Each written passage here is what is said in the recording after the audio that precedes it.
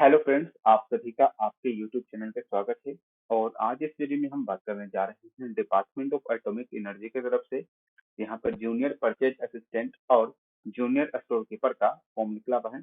इसको अप्लाई कैसे करना है, डिस्क्रिप्शन में लिंक मिलेगा आपके सामने। ये जो लिंक ओपन हो जाएगा, यहाँ पे सबसे पहले आपको रजिस्ट्रेशन करना होगा। तो यहाँ पे लिखा हुआ है क्लिक फॉर न्यू रजिस्ट्रेशन, इसके ऊपर क्लिक करना है। और इसके बाद ये जो पोस्ट का सिलेक्शन है उसको सही रहने देना है और यहाँ पे अपने क्वालिफिकेशन का सिलेक्शन करना है। जैसे कि आपका ग्रेजुएशन साइंस में है, 60% मार्क्स के साथ में।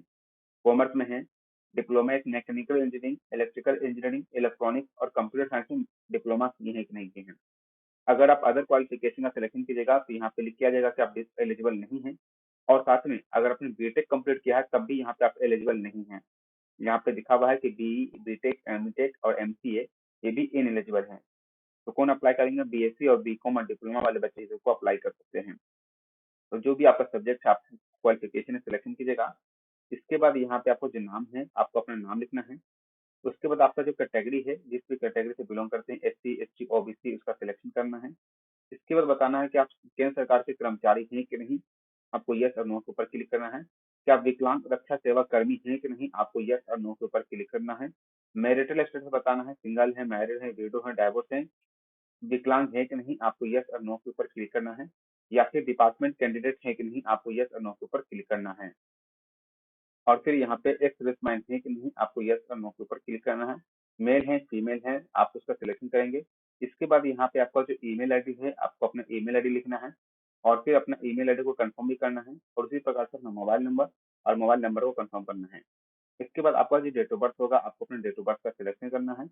और फिर यहाँ पे देखेंगे पासवर्ड बनाने को कहा जाएगा। तो पासवर्ड यहाँ देख सकते हैं कितना, तो 7 से लेकर 20 कैरेक्टर का होना चाहिए, जिसमें कि कैपिटल लेटर होना चाहिए, स्मॉल लेटर होना चाहिए, कोई नंबर होना चाहिए और कुछ स्पेशल कैरेक्टर जहाँ पे लिखा हुआ है ये होना चाहिए। तो 7 से 20 कैरेक्टर का पासवर्ड बना लेना है और फिर यहाँ पर कैप्चा कोड को यहाँ फिलअप करके सबमिट के ऊपर क्लिक करना है। और उसके बाद यहाँ पे एक डिक्लेरेशन होगा, इसके ऊपर क्लिक करना है और ऑल ओके का सही है, यहाँ पे ऑल ओके के ऊपर क्लिक करके आगे की ओर बढ़ना है। और फिर यहाँ पे आपको सबमिट करने का ऑप्शन आएगा, आपको सबमिट के ऊपर क्लिक करना है। जहाँ पे आपका रजिस्ट्रेशन कंप्लीट हो जाएगा और यहाँ पे लिखेगा कि लॉगिन पे जाइए और अपने ईमेल आईडी और पासवर्ड का इस्तेमाल करके आपको लॉगिन करना है। फिर आपको लॉगिन पे भेज दिया जाएगा, जहाँ पे आपका एक ईमेल आईडी और पासवर्ड आपने जो बनाया है वो लिखना है, कैप्चा कोड डालना है और सबमिट का ऑप्शन है, सबमिट के ऊपर क्लिक करना है। इसके बाद यहाँ पे आपको, अगर आपको ओबीसी और जनरल में आते हैं तो आपको एप्लीकेशन फीस पे करना होगा। तो पे एप्लीकेशन फीस का ऑप्शन होगा।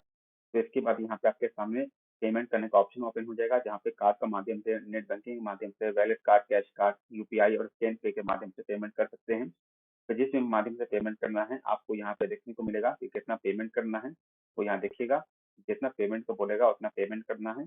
पेमेंट कंप्लीट होने के बाद फिर से आपको लॉगिन पे भेज दिया जाएगा, जहाँ पे आपको फॉर्म अप्लाई करने का ऑप्शन फिर से मिलेगा। और इसके बाद यहाँ पे आपका जो पेमेंट होने के बाद इस प्रकार का पेज ओपन देखने को मिलेगा। अगर आप एससी एसटी तो हैं जिसमें पैसा नहीं कट रहा, तब भी आपके सामने पेमेंट मोड नहीं आएगा, डायरेक्टली आपके सामने ही आ जाएगा।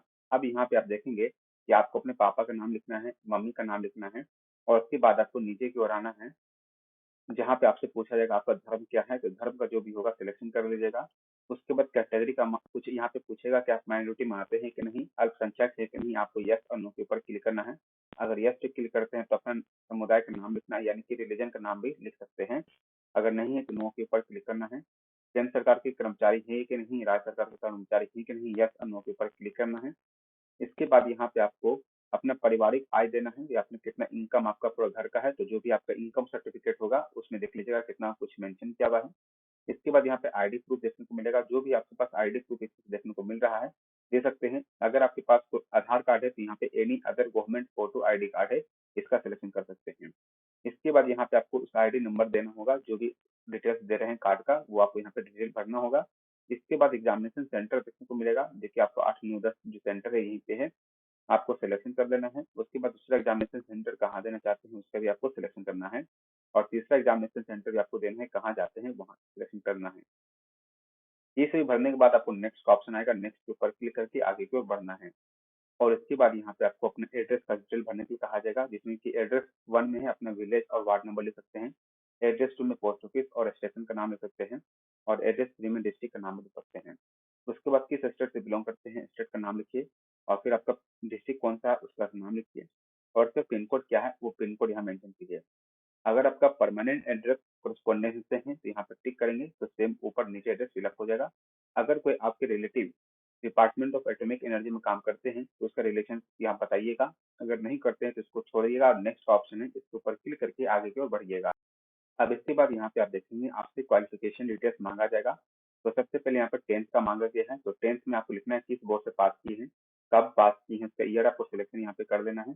उसके बाद आपका जो स्ट्रीम है सब्जेक्ट है तो यहाँ पे आप क्या करेंगे, 10th अगर दे रहे हैं तो 10th में आप यहाँ पे ऑल सब्जेक्ट या ऑल जनरल सब्जेक्ट लिख सकते हैं। मैक्सिमम मार्क्स कितना का था वो आपको यहाँ लिखना है, कितना आपका आया है वो लिखना है और परसेंटेज कैलकुलेट होकर आ जाएगा। उसके बाद 12th का डिटेल देना है। अगर आपने 12th नहीं किया है, डायरेक्टली डिप्लोमा किया है तो आप यहाँ पर डिप्लोमा का भी यहाँ अपना दे सकते हैं। कब पास की है उसका ईयर सिलेक्शन करना है, कौन सा ब्रांच था तो ब्रांच का नाम यहाँ पे आप लिख दीजिएगा। इसके बाद कितना मार्क्स का टोटल हुआ था वो लिखना है, कितना आपको आया है आपको वो लिखना है। इसके बाद यहाँ पे आपसे पूछा जाएगा कि रेफर टू यहाँ पर, इसके बाद यहाँ से आपसे पूछा जाएगा कि आप अपना चॉइस कीजिए जो लेवल 1 एमसीक्यू टेस्ट होगा उसके अंदर। तो आप देख लीजिएगा सर नोटिफिकेशन में से क्या मतलब है। तो यहाँ पे जीआई और रीजनिंग साइंस में सिलेक्शन किया तो आप जो भी होंगे आप यहाँ पे रखेंगे। इसके बाद पूछ रहा है कि आपके पास कंप्यूटर डाटा प्रोसेसिंग का नॉलेज है कि नहीं, आपको यस और नो के ऊपर क्लिक करना है। इसके बाद यहाँ पे आपके पास अगर कोई भी कोर्स अभी कर रहे हैं और चल रहा है तो उसके बारे में मेंशन करना है, यानी कोई भी डिटेल्स यहाँ पे छुपाने की कोशिश मत कीजिएगा। इसके बाद नेक्स्ट का ऑप्शन होगा, नेक्स्ट के ऊपर क्लिक करके आगे की ओर बढ़ना है। और अब इसके बाद यहाँ पे आपसे कुछ डॉक्यूमेंट्स अपलोड करने के लिए कहा जाएगा, जैसे कि आपका कलर फोटो जो कि 50 केबी से ज्यादा नहीं और 20 केबी से कम का नहीं होना चाहिए जेपीजी फॉर्मेट में। इसके बाद आपको ध्यान रखना है कि यही फोटो आपको फ्यूचर में लगेगा, जब भी आपको कोई भी अगला प्रोसेस होगा तो यही फोटो आपको देना होगा। सिग्नेचर आपका लगेगा 50 केबी से कम नहीं और 10 केबी से कम नहीं और 50 केबी से ज्यादा नहीं जेपीजी फॉर्मेट में। इसके बाद यहाँ पे कैटेगरी सर्टिफिकेट, अगर आप किसी कास्ट से बिलोंग कर रहे हैं जैसे एससी एसटी ओबीसी तो यहाँ पे सर्टिफिकेट अपलोड करना होगा जो कि जेपीजी फॉर्मेट में, और 100 केबी से कम ज्यादा नहीं होना चाहिए और 20 केबी से कम का भी नहीं होना चाहिए। और क्वालिफिकेशन सर्टिफिकेट है, जैसे कि डिप्लोमा का सर्टिफिकेट दे सकते हैं हम, या फाइनल का मार्कशीट या प्रोविजनल सर्टिफिकेट अपलोड करना है।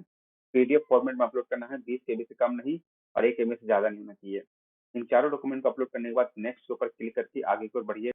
और लास्ट में यहाँ पे फाइनल फॉर्म का प्रीव्यू देखने को मिलेगा, यहाँ पे डिक्लेरेशन है इसके ऊपर क्लिक करना है और जो सबमिट का ऑप्शन है सबमिट के ऊपर क्लिक करते ही यहाँ पे आपका फॉर्म कंप्लीट होने को मिल जाएगा। जहाँ पे आपके सामने दो ऑप्शन आएंगे, अगर कुछ भी डिटेल्स गलती है तो एडिट का ऑप्शन अभी दिया हुआ है, सही कर सकते हैं। अगर सब कुछ सही है तो lock and submit final application का ऑप्शन है, इसके ऊपर क्लिक करना है और फाइनल सबमिट पे क्लिक कर देना है। लेकिन इससे पहले यहाँ पे डिक्लेरेशन है, इसके ऊपर टिक करके ही यहाँ पे लॉक एंड फाइनल सबमिट के ऊपर क्लिक करिएगा। और फिर यहाँ पे श्योर करने का ऑप्शन आएगा, तो यस लॉकिट का ऑप्शन आएगा, लॉकिट पे क्लिक कर देना है।